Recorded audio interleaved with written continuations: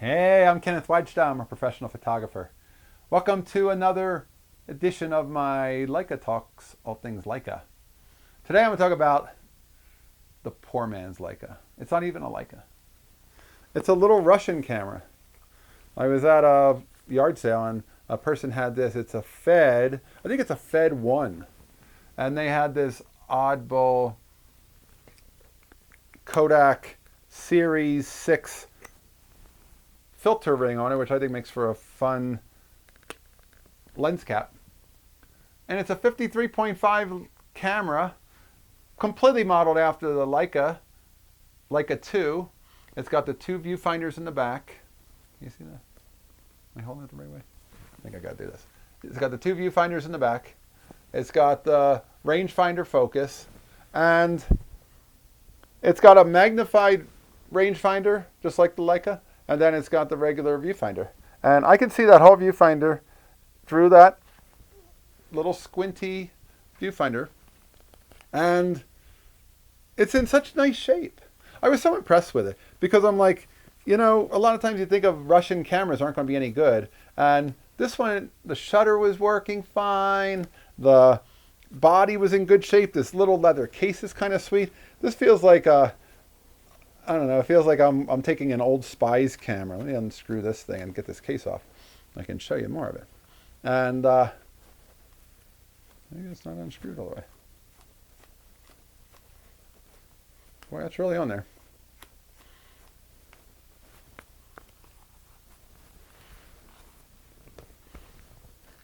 So it's got a 50 millimeter 3.5 uncoated lens. You can see it has no color to it. And it's just a simple little body.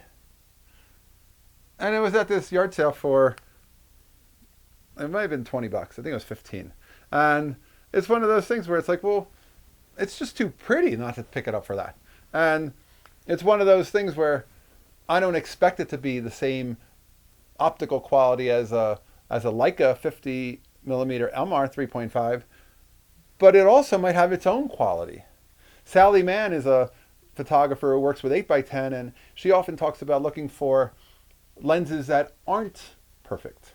She doesn't want perfection in her lenses. She wants character. She's looking for cameras and lenses maybe with a little bit of fungus. She shoots 8x10. And she maybe wants some kind of a deterioration so she can try to get some effects. And that's what this is good for. It's got the same kind of a focus as the old Leica 3.5. It's a little stiff. I think I actually put a little bit of Ronsonol lighter fluid on it to make it easier. And at first it was, but now it's getting stiff again. So I might have to work it a little bit. But again, inexpensive. That's typically the way I end up picking up extra cameras. Collapsible lens. This will fit in my pocket, although I like it with the filter holder. And I like it with the over the shoulder. Put it in this old leather case. The leather case to me feels like it has character. And the camera probably has some provenance. I wish I could find a Leica case that was that thin, because whenever I find Leica cases, they're always thick. And maybe I should try to see if a Leica fits in there. But that's a sweet little leather case that has a little bit of character to it. It has a leather strap that doesn't tear, no matter how much I try, because I'm always testing those leather straps. We've talked about that before. They tear and they rip if you're not careful. And a Fed camera, you can't afford a Leica, but you really like to experience what it's like to shoot a Barnack Leica. I don't know about the Fed 2 or the Fed 3, but this is the original, the Fed 1. And I think this is the one that I really like. It feels exactly, because I've shot many Barnack cameras, I like the feel of a Barnack Leica and the pocketability. If this didn't have a strap on it, this would fit in my jeans pocket even with the case. And frankly, when I wear a coat, now that it's becoming autumn, I often will wear a coat with a big front pockets, and this will fit right in there too. And I'll often just let the strap hang out, just let be inside that pocket. So this is always ready to go. This is one of those specialty cameras to use when I want to get something that probably looks a little bit softer, something I want to get that has a feeling of nostalgia, vintage. It's a different black and white camera than a Leica with its sharp 50 or sharp 35.